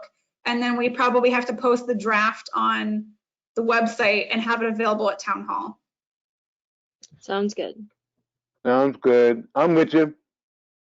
Thank God I'm back on board. Huh? The only thing that might come up with that is the maps. I don't know how long those take to draft. And so I'll just have to talk to them and find out. And I guess if we can't make changes to the maps, we can't. The PUD one, I guess, might be easier because we pretty much already have it. So I guess if we had to, would you guys be comfortable adopting the PUD map and bylaw? And then if we had to wait to do the zoning map changes, the rest of them, we could? I don't see no difficulty and I don't see no conflict in it. You know, Mariah, I was going to say, we only have Farley left to look at, correct? Yes, but then there was something else that I was going to talk about, and I'm trying to remember what it was. Jackie had Okay. some suggestions. I think it was about where CV starts and stops in some areas. Okay. My only concern, I feel like Deb, you and I can talk and figure it out. My only concern is that Ryan Clary at FERCog sometimes gets swamped and is like out in literally in a field or crawling in a culvert for a couple days at a time. And so he doesn't get back to his desk, and then it can take him a while to make the maps. So sometimes you email him and he'll get you a map in an hour, and sometimes it's 2 weeks. So I think it would be good to just have a backup plan of, we can't get all of the maps done. I don't think it'll take a ton longer for him to do these other changes, but I know that they are a little bit more complicated. Because we would have to have them, and then you guys would have to review them, and then we'd have to get the final map. So it might just take a little bit. Okay, because I was going to say, knowing that we have a different timeline, that what I was initially thinking is, if you still had time tomorrow, we could meet tomorrow, firm everything up. And then if you wanted to reach out to Brian and find out how long that would take. Yeah, that works for me. Okay, why don't you shoot me a Teams note with what time would work for you tomorrow? Okay.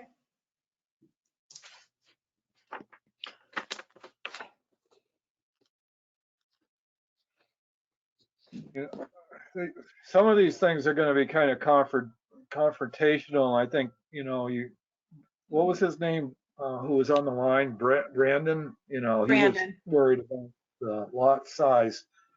And are we ready to, you want Mariah go through what you're proposing for changes? Sure. Let me just pull up the bylaw. So I had talked to Brandon. Brandon was following your agendas for a while, which is why I had a conversation with him about this before I even presented it to you, because he asked what I was going to be recommending. And I told him some ideas that I had. And in conversation, I feel like he actually kind of convinced me more of his point. So I will show you, this is the current dimensional schedule. There's some things that I feel stronger we should change than others.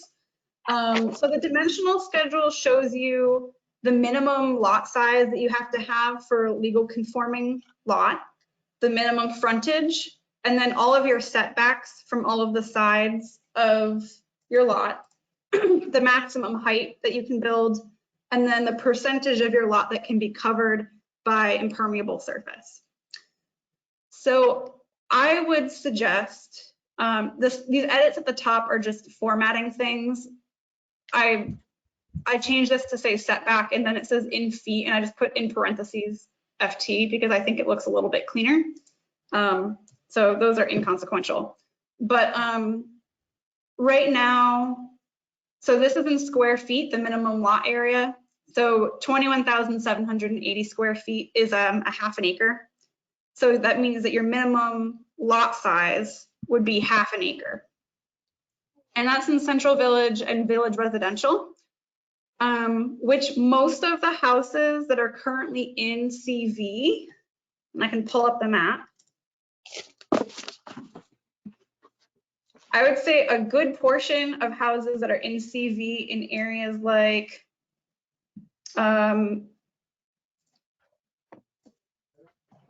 know, through these neighborhoods are a lot smaller, either half an acre or smaller. So I would say that a lot of them are closer to a quarter acre. Obviously in CV, there's also these big parcels that are like along Route 2 and the railroad tracks. My suggestion. Mariah, can you get us some facts, some data that what the actual average size is? So I asked Jackie for that, and she said that it wouldn't, she can do that if you want it, but she said that it would be skewed so much, even if you did the median, because there's parcels that are like, 8,000 square feet, and then there's these huge ones. So she said a good example is neighborhoods. VR is mostly these smaller lots, and I know that we talked about making this area on River Road and Warner Street and Strachan VR because it's kind of the same size lots as up here. VR, most of these lots would be non-conforming if you used half an acre as the minimum lot size. A lot of them are either a quarter acre or less. And they have very small frontage. I think I wrote it down somewhere in my notes. So Jackie and I were talking, and I would recommend that at least for VR and potentially CV, making the lot size, minimum lot size, a quarter of an acre rather than a half an acre. And again, if someone wanted to build a house on a lot, they can always make it, they can make their lot bigger than that, but that's just the minimum. Mariah, the young Yes. man that was on earlier, he said he had a large piece of property. Can you point out his property to me? Is that possible? I don't actually know where he lives. He lives in Is rural he still residential, on? which is what he was concerned about. Yes, he is. I do. He's on my end of town, but I would be leery to point it out exactly unless it's with his permission.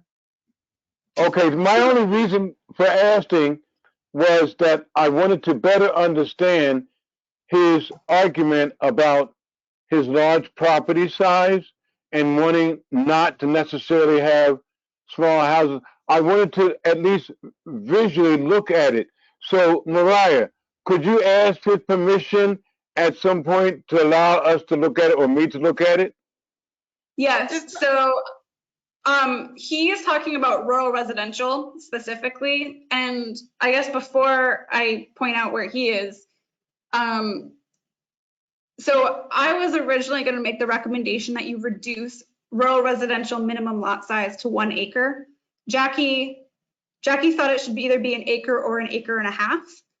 After talking with Brandon and kind of thinking it over and talking over it with some people, I don't feel super strongly that we need to do that.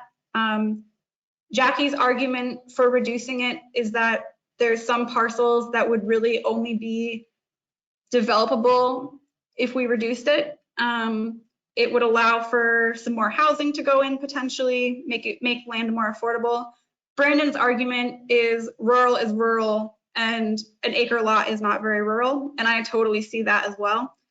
So really my main argument is to reduce the size for VR and CV. If you guys decided to reduce rural residential, I think that might also be a good thing, but I don't feel super strongly that that is like a necessary thing that you do. So Brandon might still be on here. Brandon, if you want to unmute yourself and if you feel comfortable showing or describing where you do live, I can show it on the map. Or I just know that you mentioned that you live in rural residential and that he's surrounded by like some parcels that are like 30 acres, 50 acres, you know. So, and I totally understand. Mariah, if you zoom in like near Swamp Road and North Street, kind of the end of High Street, that's a neighborhood where there are very large parcels. Right here? Yeah, like on the end of Swamp Road. So up in here, you can kind of, I'm pointing to my screen, and of course you guys can't see that. If you, like, you can see where these big chunks are. Yeah, That's all rural residential areas. Okay. Yeah, I think if it says rural residential, that means rural. So you want big open space or big sprawls. I don't think dividing it would make it rural anymore. No, I see. That's what my point was.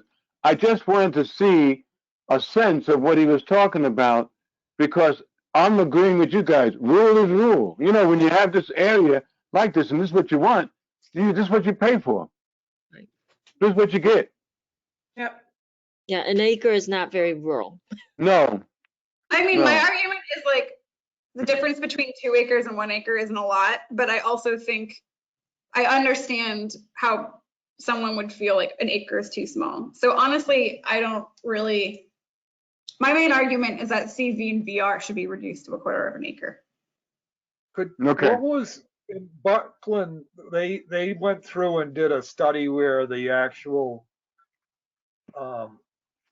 square feet, you don't remember what they recommended, do you, Mariah? Oh, well, I think it was less than 1/4 of an acre, because I remember it was very similar to where I live in Greenfield, which is kind of behind like the Walgreens on Federal Street. I live in a neighborhood that most of the houses are on, you know, less than 1/4 of an acre. I think we have 0.18 acres, which is like the exact opposite of where Brandon lives, where the houses are, you know, right next to each other. And so I think in Buckland and in the VR district that we have, a lot of the houses, especially like in Irving side and this section of Irving Center, are probably 1/4 acre or so, I would say. Some of these parcels up here get a little bit bigger. But like down here, these are probably 1/4 to 1/2 an acre, if that. And then over Irving Center, Jackie told me that these, hold on, let me get there. So you see how all of these are like gridded out? Yeah. Those are all, what size did she say those were? Oh, those have got to be like 1/10. Yeah, so she said postage stamps. How much are they? It's on here. Duh. Jackie said West High Street is 82 feet of frontage and less than 1/4 of an acre. And then that's basically all of these that are the same size. Okay. So now, if if there was a big village residential lot, I don't see any here, but back in Central Village, I'm sorry, back at the other end of town. There's some big ones in This there. is Farley, but yeah, there's some bigger ones here. So does that mean someone could take one of those and make 8 houses in there? Is that what we're seeing? Yeah, yes and no, and then that would fall under our subdivision bylaw. And Irving also has a limit of how many properties can be built in 1 year. Well, that was one of the things I wondered if we want to take that out. I don't think that's a good thing, but Yeah, that actually affects, we can't apply for affordable housing money because of that. But yes, the subdivision control bylaw would still be in effect, even if we took out the maximum number of houses that could be built in a year, which I think is very small. It's like 8 or something. I think it's like 12. are we okay doing? I mean, that's something that could happen, right? If we do this, I mean, we could put in a bunch of. That's why we're doing it, right? Well, yes, but honestly, I would say this is mostly applicable for lots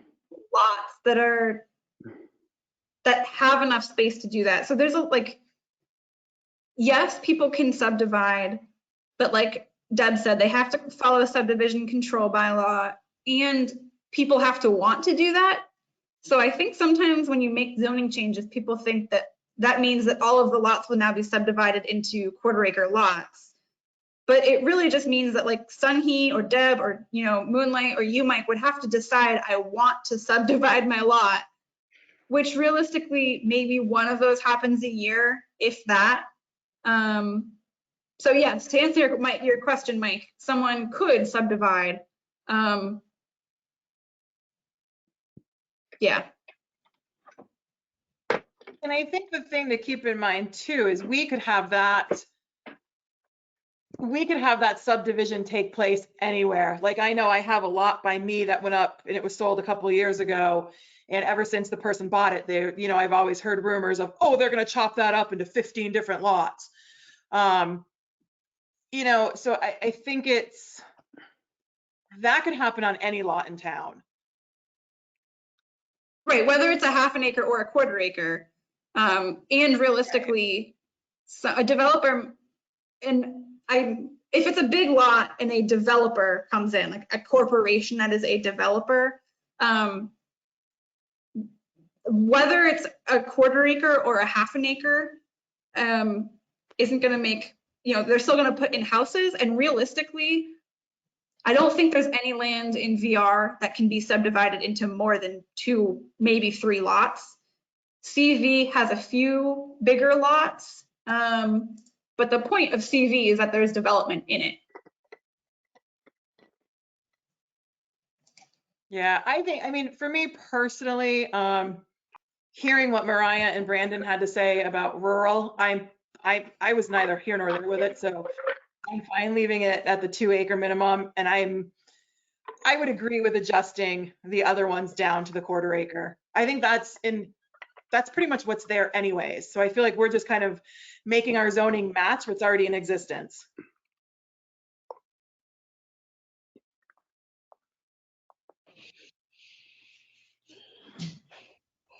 Well, thank you. I'd like to think about it a little bit.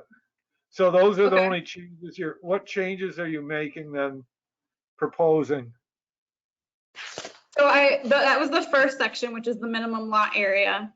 And then I would suggest that you reduce the minimum lot frontage to 100 for CV and VR and 200 for rural residential and French King.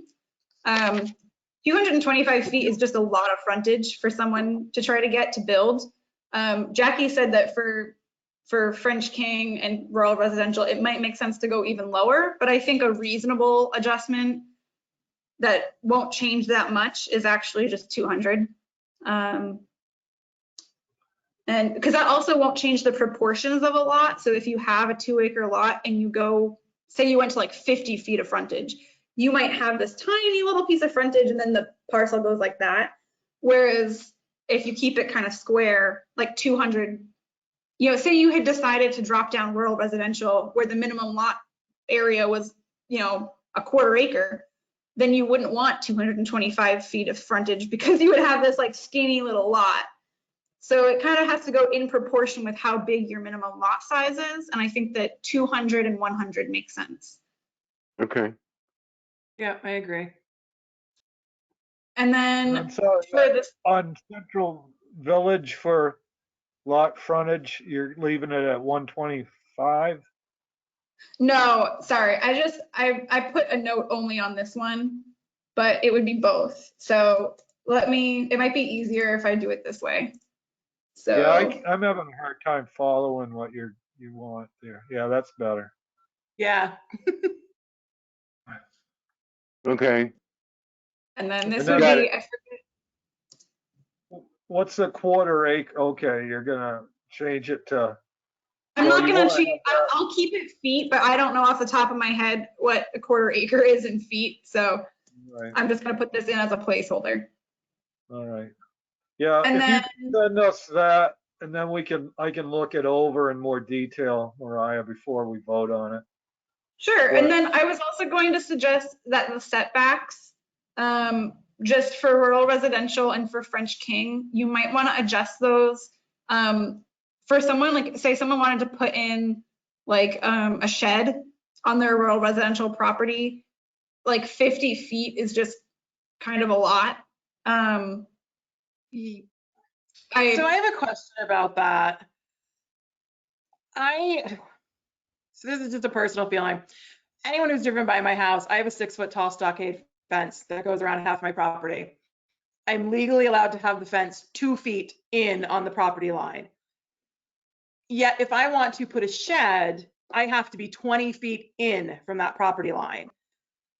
And I don't know a way to do it, but I kind of feel like some of these setbacks, Yeah, I feel like they're pretty far into some lots. I don't have room to put a shed 20 feet in on my property where I have flat land because I'm on a hill. Both sides of my property are a hill.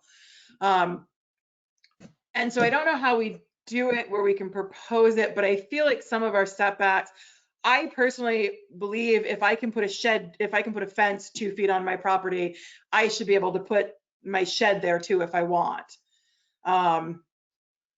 So I just feel like some of these setbacks just seem really big. yeah. So I was part of when we wrote the shed bylaws, and I spoke to Bill Morris about it, and we did it to protect the neighbors. So there was a lot of thought went into it when we did it, in the height. Don't know if you want to. And I haven't reviewed it in years, Mike, is there, within the shed bylaw, is there a definition of what a shed is? Like, is there a maximum size to what a shed is? There's a height requirement. I don't think there's if you go over 200 square feet, you need a building permit. Okay. That's the square feet, you know what I mean? Yeah. But I mean, it might be that we allow it by special permit or something, but. well, you can get a variance.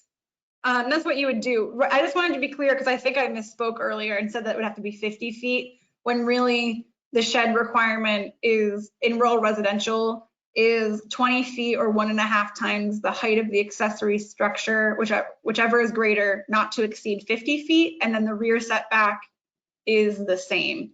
So really it's 20 feet which or isn't more much for rural residential. Right. So this would just be for a building, which I think 100 feet is too much in French King. And I would also say in French King, some of these other ones might be too big. In rural residential, I would recommend maybe reducing it to 30 or 40 feet, maybe not less than that because it is pretty rural and you want some space between houses. Yeah, that makes sense.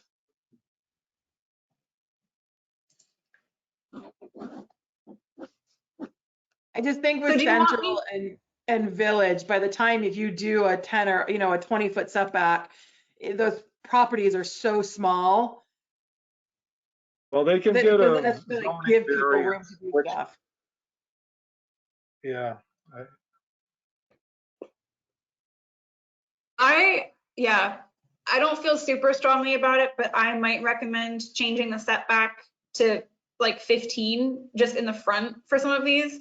I know it doesn't sound like a lot, but I know like in Greenfield, I think my porch is exactly 20 feet from the road. Again, I don't think it's super important. I think 20, 15 to 30 is about the usual, unless you're in like Northfield has like 500-foot front setbacks. But I think the main ones that I would change are this 100-foot is absolutely absurd. And then these side and rear setbacks are a bit much. And you might want to change this 20 feet. I don't know. That's just for a rural residential. So it's really up to you guys. I'll have to think more about it. I'm with you, but I'm not totally with you. I understand about your porch. If you want to make it a revisions and then send them to us, Mariah, that would be good. And Sure. the way you did it there with I like how you put it next to it, the 100. Yeah, I can do that. All right, anything else, new business? It's time. I've been at this for a while. Yeah, I feel the same. I feel like I'm getting You had a long tired. night with like 2 back-to-back meetings. Yeah. Well, thank you. We're good at, like you said, we got to get this stuff done in the February and reviewed, so time's running out. Okay. All right, and Deb, I will send you a message right after this once I just look at my calendar. I don't think I have anything tomorrow, and I'm going to be at town hall anyways. So I'll just send you a time, and whatever works for you works for me. Okay, perfect. So on that note, I will make a motion to adjourn before we forget to. I second. Who seconds? All in Yeah, favor? I did. You Aye. did. Aye. Aye. Aye. Hey, Mariah, thank you one more time for your help this morning. Even You're though I very didn't call welcome. you back, I got it done. I know. I was in Jackie's office when you called. Yeah. I'm glad you got it sorted out and that you were able to make it, Moonlight. We missed you. Yep. Okay. I'll You see you did. guys next week or soon. I'll be talking to you fourth. by email. All right. All right. Thanks, Are we everybody. done? Thank you. Have a Yep. good night. Night, Good night, everybody. son. Good night, everyone. Bye. Bye. Bye.